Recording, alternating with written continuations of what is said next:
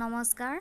আজিৰ এই ভিডিঅ'টিত উচ্চতৰ মাধ্যমিক দ্বিতীয় বৰ্ষৰ ঐচ্ছিক অসমীয়াৰ অন্তৰ্গত কপিলীপৰীয়া সাধু উপন্যাসৰ কুৱেশ্যন আনচাৰ সম্পৰ্কে আলোচনা কৰিবলৈ ওলাইছোঁ।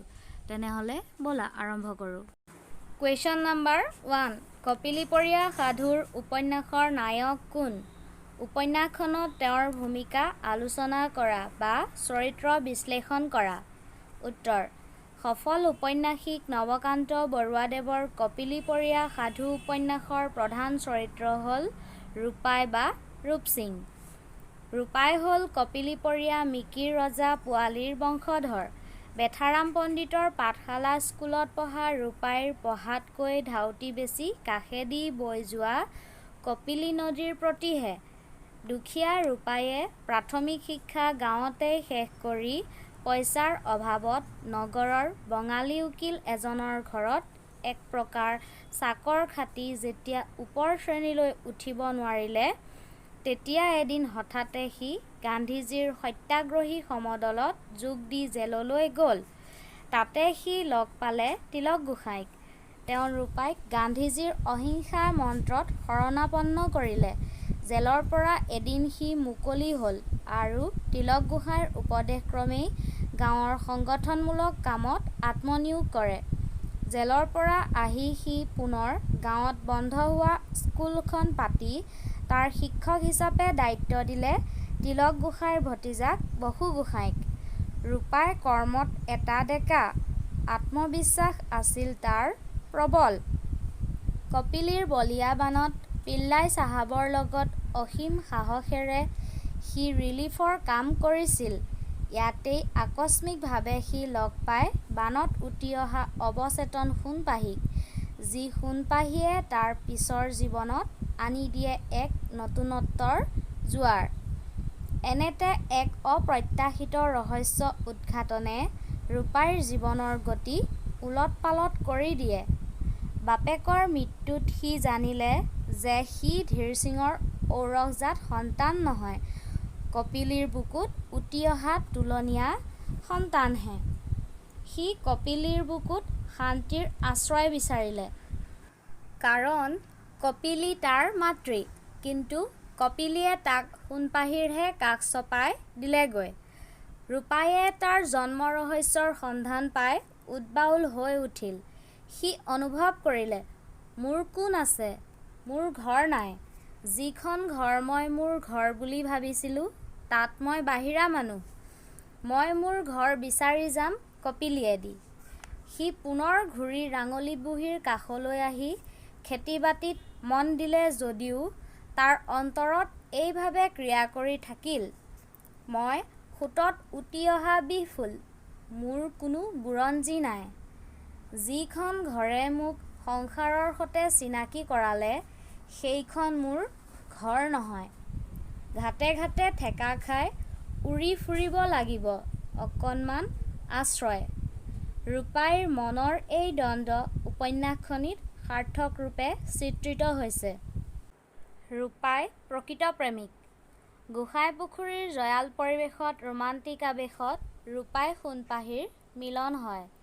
সি সোণপাহীক পত্নীৰূপে পাবলৈ বা তাৰ ভৱিষ্যত সন্তানৰ মাতৃৰূপে পাবলৈ ইচ্ছা কৰা নাছিল। সি সোণপাহীক গোসাঁইপুখুৰীৰ জয়াল পৰিৱেশৰ অধিষ্ঠাত্ৰী প্ৰেমিকাৰূপেহে বিচাৰিছিল। কিন্তু সাধাৰণ প্ৰেমিকাতকৈ বহু ওপৰত তাইক স্থাপন কৰি এক অলৌকিক অনুৰাগতহে ৰূপাই আকৰ্ষিত হৈছিল। সামগ্ৰিক জীৱন আৰু বাস্তৱ পৰিৱেশ তথা সাধাৰণ খুটি-নাটিৰ মাজত আদৰ্শৰ সোণপাহীক সি হেৰুৱাব খোজা নাছিল। সেয়ে সন্তান সম্ভৱা সোণপাহীৰ বাস্তৱ স্বীকাৰোক্তিত সি অবিশ্বাস, ক্ৰোধ আৰু বিস্ময়ত চিঞৰি উঠিছিল, যাৰ ফলত সোণপাহীয়ে কপিলীৰ বুকুত চিৰ আশ্ৰয় ল'ব লগা হয়। এই কপিলীয়েই ৰূপাই আৰু সোণপাহীক এদিন আকস্মিকভাৱে চিনাকি কৰি দিছিল আৰু সেই কপিলীয়েই সিহঁতৰ বিচ্ছেদ ঘটায়। এক ৰহস্যময়তাৰ মাজত যেন সোণপাহী ৰূপাইৰ জীৱনৰ পৰা হেৰাই গ'ল। সোণপাহীৰ মৃত্যুৱে যেন তাক নতুন পথৰ সন্ধান দি থৈ গ'ল।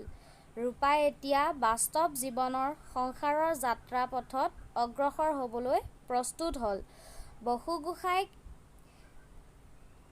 তাৰ বিয়া ঠিক কৰিবলৈ কৰা অনুৰোধ প্ৰকৃততেই ৰহস্যময় হৈ থাকিল। বসু গোসাঁইৰ সেয়ে ৰূপাইক তেওঁৰ অচিনাকি যেন লাগিল।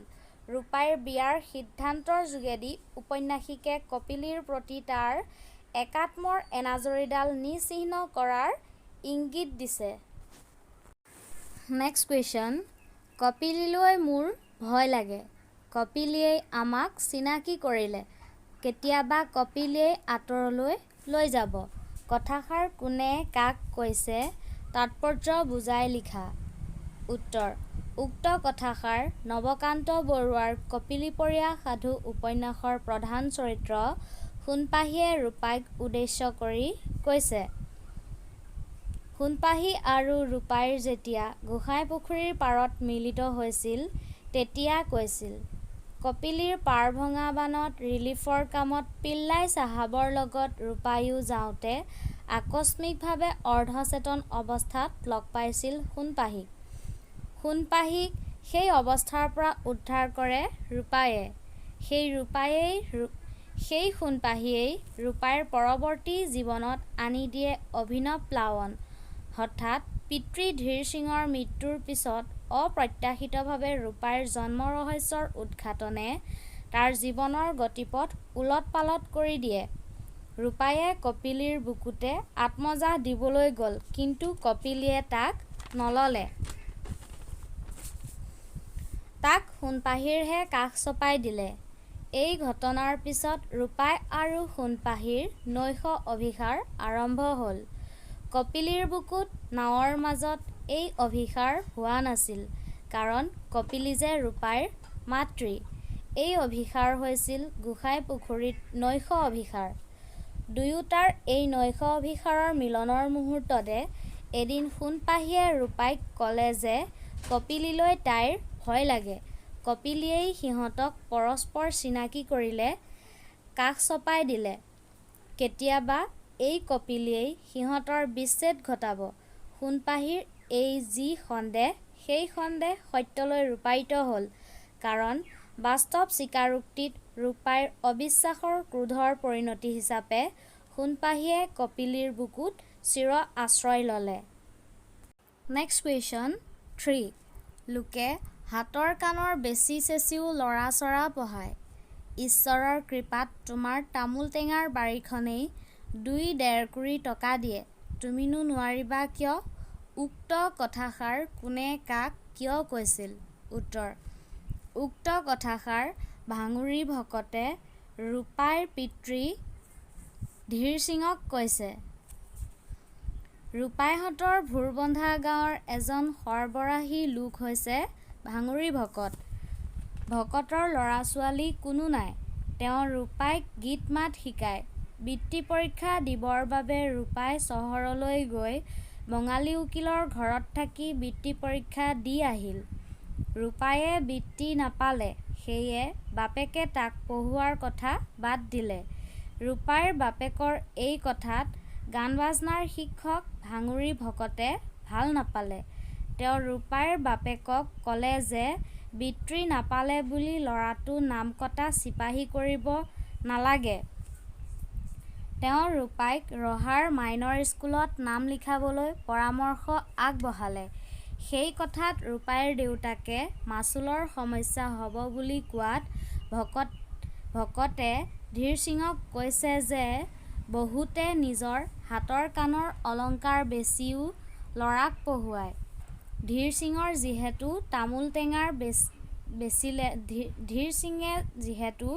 তামোল টেঙা বেচিলে 2-1.5 কোটি টকা ওলায়, সেয়ে তেওঁ ৰূপাইক কিয় পঢ়ুৱাব নোৱাৰিব?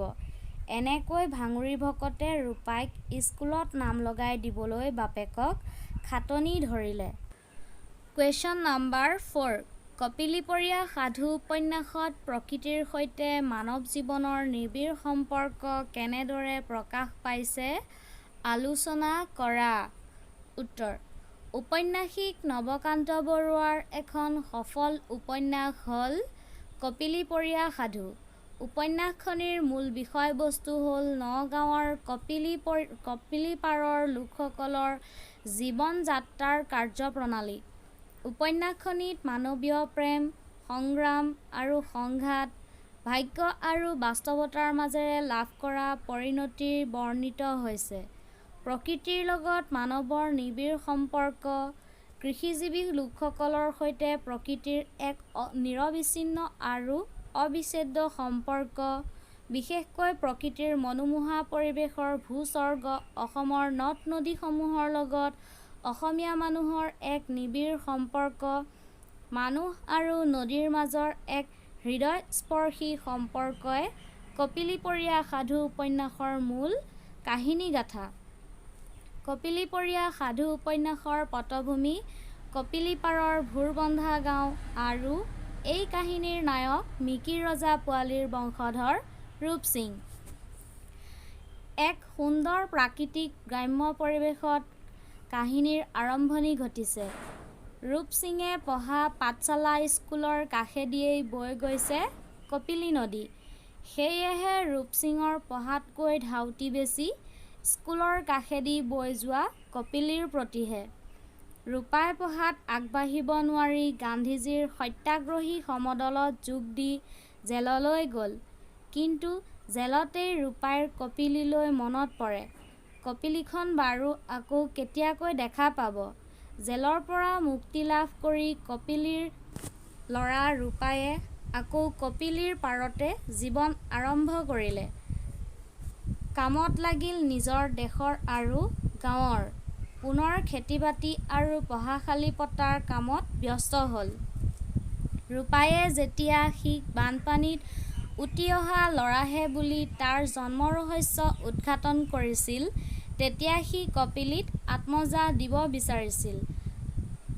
কিন্তু কপিলীয়ে তাক নল'লে, সোণপাহিৰ ওচৰহে চপাই দিলে। ৰূপাই আৰু সোণপাহিৰ গোসাঁইপুখুৰীত যি নৈশ অভিসাৰ, তাতো সহায় কৰিলে নদীমাতৃ কপিলীয়েই। কপিলী নৈখন নৈপৰীয়া লোকসকলৰ সুখ-দুখৰ লগত জড়িত। উপন্যাসখনিৰ আৰম্ভণি হৈছে কপিলীৰ ৰং-ৰূপৰ কাব্যিক বৰ্ণনাৰে। কপিলী এক জীৱন্ত চৰিত্ৰ ৰূপত প্ৰতিভাত হৈছে। কপিলীপাৰৰ মানুহবোৰৰ লগত কপিলীৰ নিবিড় সম্পৰ্ক। এই সম্পৰ্ক অবিচ্ছেদ্য। মানুহে জানে কপিলী দুখৰো চকুলো, আনন্দৰো চকুলো। কপিলীয়েই কপিলীপৰীয়া মানুহৰ জীৱন। কপিলী জীয়া নৈ। সিহঁতৰ জীৱন-মৰণৰ সৈতে এই জীয়া নৈখন মিহলি হৈ থাকে। কপিলীৰ প্ৰতি দুয়ো পাৰৰে সকলো মানুহৰে অন্তহীন আকৰ্ষণ আৰু মৰম। কপিলীয়ে অনেক যন্ত্ৰণা ভুঞ্জিলেও কপিলীক এৰি থৈ যাবলৈ কোনো মানুহেই ভাল নাপায়। কাৰণ কপিলী জীয়া নৈ। কপিলীয়ে বিচাৰে নদন-বদন সংস্কাৰ, গৃহস্থী ঘৰ আৰু পাৰ। কাহিনীৰ নায়ক ৰূপাইৰ জীৱনৰ দিক নিৰ্ণয় কৰিছে কপিলীয়েই। কপিলীয়েই তাৰ মাতৃ। সকলো। ৰাতি ৰেলত যাওঁতেও সি আন্ধাৰতে চিনি পায় কপিলীৰ নীল-বৰণীয়া পানীৰ সোঁত।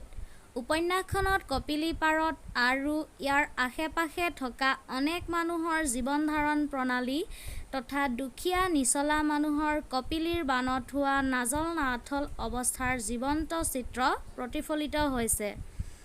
প্ৰকৃতিৰ লগত নদীৰ লগত এই ঘনিষ্ঠ সম্পৰ্ক উপন্যাসখনৰ ৰহস্যময় পৰিৱেশৰ মাজেদি মূৰ্ত হৈ উঠিছে। কপিলীপাৰৰ মনোৰম পৰিৱেশৰ বৰ্ণনা উপন্যাসখনৰ এক মূল্যৱান সম্পদ। আকাৰত সৰু হ'লেও প্ৰকৃতিৰ লগত অৰ্থাৎ নদীৰ লগত ৰহস্যময় সম্বন্ধ প্ৰদৰ্শন কৰাত উপন্যাসখনে সাৰ্থকতা লাভ কৰিছে বুলি ক'ব পাৰি। Next question 5.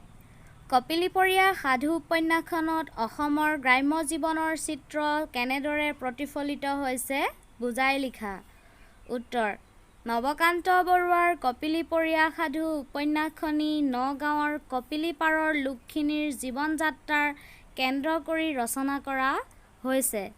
নদীমাতৃক দেশ অসমৰ নদ-নদীসমূহৰ লগত অসমীয়া মানুহৰ জীৱন-ধাৰা, ওতঃপ্ৰোতভাৱে জড়িত। কপিলীপৰীয়া সাধু উপন্যাসখনিত মানুহ আৰু নদীৰ মাজৰ এনে সম্পৰ্কই চিত্ৰিত কৰা হৈছে।